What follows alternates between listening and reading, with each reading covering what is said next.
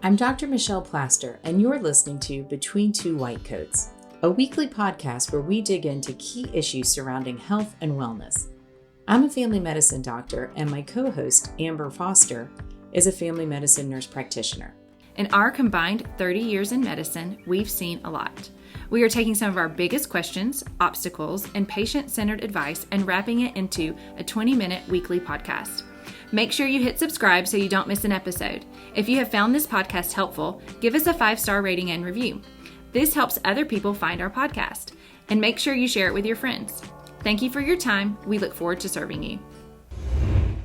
All right, so this week we're talking about exercise. Now, we probably don't love it as much as sleep, I would say, between the two of us, but we do like exercise. We do enjoy exercise. We do have it as part of our regular routine. You know, I have over the years stopped calling it exercise because of the aversion that some, I mean, it is as if people have decided that they like exercise and they're an exerciser or they don't. And so I will, for many people, say activity or movement. It does not. So if you're listening to this and you're like, oh, skip this one. I don't exercise, hate it. Not going to make me do it. Don't skip this one. Hang in there with us because this is truly life altering, important stuff. There are aspects of your health that you just simply cannot get without movement. Arthritis. As we age, and I am proud that I am turning 50 in a few months, but let me just tell you, I do not feel like 20 anymore. Some stuff hurts. But as we age, it is so important that we keep muscle tone. It keeps us from falling down in our 80s and 90s. It is so important for the wear and tear arthritis. When you move joints, the joints get more fluid in them, pushing the bones apart, and they don't rub on each other. When you don't move very often, the fluid absorbs out of your joints. The bones then sit really close and they grind on each other more. And so if you have arthritis and you are saying to yourself, or joint pain for whatever reason, and you're saying to yourself, I don't want to move because it hurts. Your lack of moving is making it hurt more than if you got up and did some stuff. And we're going to talk about ways to love exercise, but let's first convince you that you should exercise, that this is important for your health. What are some of the other really valuable things that our body gets from exercise?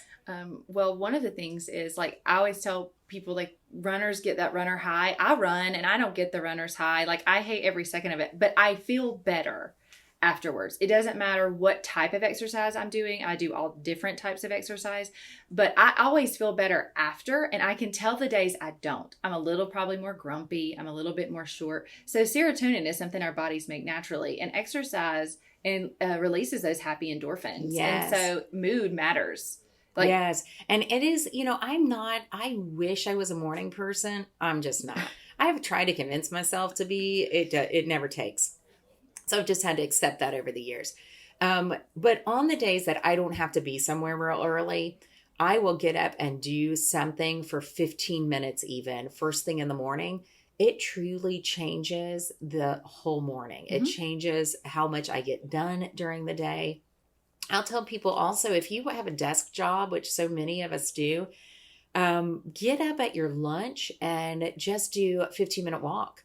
Eat your lunch or eat at your desk like a lot of people do, and then take your lunch break and move. Yeah. It's amazing how much more you can get done. You get that blood flow to your brain, and instead of the 2:00, I wish I could take a nap, you're instead invigorated and you're pounding things out. You're getting more accomplished. Your mind is more clear because you've improved oxygen to everything, and everything feels better when it's getting better blood flow, more nutrients, more oxygen. Yeah. So I think definitely it can turn around how your day goes. Yes. And then it has cardiovascular effects, so exercising increases cardiovascular health. Your heart is nothing but a muscle with some electrical conduit in it. And so it's a muscle. If you want your pump to be healthy, you have to exercise it.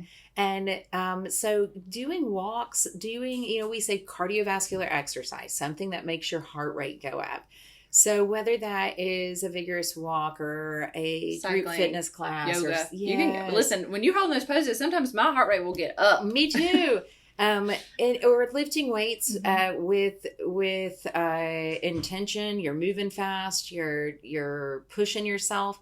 Any of these kind of things that make your heart beat faster are going to make your heart stronger. You're going to want this as you age. It's going to give you more energy, but none of us feel good when we walk down to get the mail and we're winded. We climb a flight of stairs and then we're like, I'll catch up. Because we've gotten out of shape. And so we've really got to keep ourselves conditioned with simple cardiovascular exercise. But number one cause of death in our country is heart disease, consistently has been. And so we prevent that with exercise. I think one of the things with patients of various abilities will, and you say lift weights, or I'll say yoga, or we'll go on a walk. And some people cannot physically do that. So taking one small step matters. And so even if it's, I'm going to walk to the next block today, and that is all that you do, or I'm walking down to my mailbox and back, and I'm not going to stop until I walk down there and back, like even just small little things, then the next day you can go a little further and a little further. Consistency plus time, you will get results. Absolutely. And I think the most important thing for people to realize is movement in the right direction may save your life. Mm-hmm. You do not have to conquer everything tomorrow. And if you set some ridiculous goal, you're never going to do anything. Yeah. And so if you're going to join the gym that's an hour away because that's where your friend goes, and you're going to exercise for 2 hours, and then there's as you say, you're not going to do any of that. You're not going to do it. But what if you just walk for 10 minutes at your pace, and that's comfortable, and then in a couple weeks it becomes 12 minutes? There is a nice book that I like that is called Mini Habits, and there's a Mini Habits of Weight Loss. And the author had the profound idea of doing one push-up. I'm going to do one push-up. And he said, never did I take the energy to get down to the ground and actually just do one push-up. But he said, when I started, I could only do 3. And then it went to 5, and then it went to 10. But his commitment every day never became more than one push-up, because he'd talk himself out of it before he even started. Mm-hmm. But he said, there was never a time where I couldn't convince myself to do one push-up. So if you have to say, I'm going to move for 5 minutes, I'm going to move on the commercial breaks. Whatever it might be, start little, do what you can, and move from there. Yeah. What about, I know in the past you have been a runner, and like you said, weights, and you've been doing yoga. I think a lot of times people put exercise into like, oh, well, it has to be this or it has to be that. But now there's so many different options, especially like Thank on you, our television. Internet. Exactly. Yes. Like the YouTube, all of that stuff. There's programs that you can get on your phone. There's apps you can purchase. There's, you can buy $5 weights at Walmart, just a couple pound little dumbbells and walk with dumbbells. Like exercise can literally be anything you want it to be. And the exercise that you should be doing, sit on the edge of your seat and wait for this huge, profound piece of information, is the one that you'll do. Yeah. It is simply the one that you will do. So find what you can commit to. If you can, find what you like. Maybe you say, I've never liked any exercise and I'm never going to. Then just get online and try a different something each day and stick with the one that you hated the least. Yeah. That's goals right there. Yeah. Stick with what you hate the least. Stick with what you hated the least. So maybe you did a yoga class one day and it's just 15 minutes. And then maybe you did a HIIT class where you were jumping around. And then maybe the next day you just went outside and you walked outside. And then you ask yourself at the end of the week, which one of those was the most enjoyable? And let me drop the bad attitude of, I'm never going to like any of this, and really say, well, okay, I liked this about the yoga and I liked this about the walking. So maybe you do 5 minutes of stretches and then you go for a 10-minute walk. You can adapt it to be whatever, but if you carve out that little time to move, whatever movement works for you, that's going to make a huge difference in your health, mental health, physical health, healthy aging. We all want to grow old and stay as active as we are now. You're not going to do that if you become an object at rest that stays at rest. Yeah. for anyone who is already out there, they're moving, they love their exercise, fantastic. We applaud you. Your body applauds you. Keep doing it. Grab a friend who doesn't like it. Yes, and try to make it fun. Be an accountability partner. Yes, back to our wonderful accountability partners. But for those of you who are trying to get moving, know this, the hardest part is to get moving. Once you start moving, it sticks. And so you just got to get yourself there. And take baby steps in the right direction and try a few different things and see what you like. If you can't get yourself moving, if you make this promise to yourself and in the next week or two you haven't done anything, then reach out to someone who does like to move, who does like exercise, and go for a walk with them. Maybe you have someone who you love to talk to and you say, you know what, I normally call you on my drive home, but instead, how about we meet at this track or we meet in this neighborhood and we catch up on each other's week while we walk for an hour. I have one of my best friends lives in Philly, and we call each other and we do our weekly catch up while we're walking. And I'll say to her, how far did you walk? And I mean, sometimes we have to stop and catch our breath because we're not super physically fit, but we will catch up with each other while we're walking. And it allows us to use our time wisely. So lots of ideas for how you can move. Throw in, Amber, if you think of stuff, whether it's a gym, whether it's group fitness, stuff online we've mentioned, buying videos, jumping in and just walking with a friend. Yeah, I think all of those are great options. One of the things we didn't mention was injury prevention. So if you're not sure about how to use something like equipment, or, I know a lot of the apps and things will have personal fitness people that, are gurus that kind of know their thing. Like if you're doing a Zumba class, well, then they know the Zumba. But if you're going to a gym, I think a gym can be very intimidating for patients or people in general. And they have people there at the gym that they pay to teach you how to use the machines. Yes, they're happy to. So they want, they have trainers there. And sometimes it's just a matter of you walking around the gym with people. I know a lot of times it's easy to go to the treadmill, but that's just walking.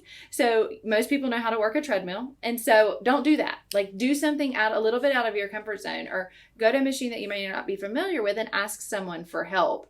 And one even of the trainers. If you're doing home exercise by yourself, most of the good trainers will tell you how to body position. Yeah, body mechanics. But don't get yourself so tired that you lose your body mechanics. So if you start fatiguing out, lots of times on the videos, they'll have a high impact and a low impact. Go to the low impact and just safely modify how you're doing it instead of kind of getting lazy and maybe pulling a muscle. Yeah. But I mean, even if you're doing modifications, you're still exercising. That's still better than not. And a lot of people, lots of times you'll hear that you should get a sign off from your doctor before you start an exercise program. Certainly if you have health issues, if you have a history of heart disease and you've been extremely sedentary, see your doctor, have them approve that it's okay to do things.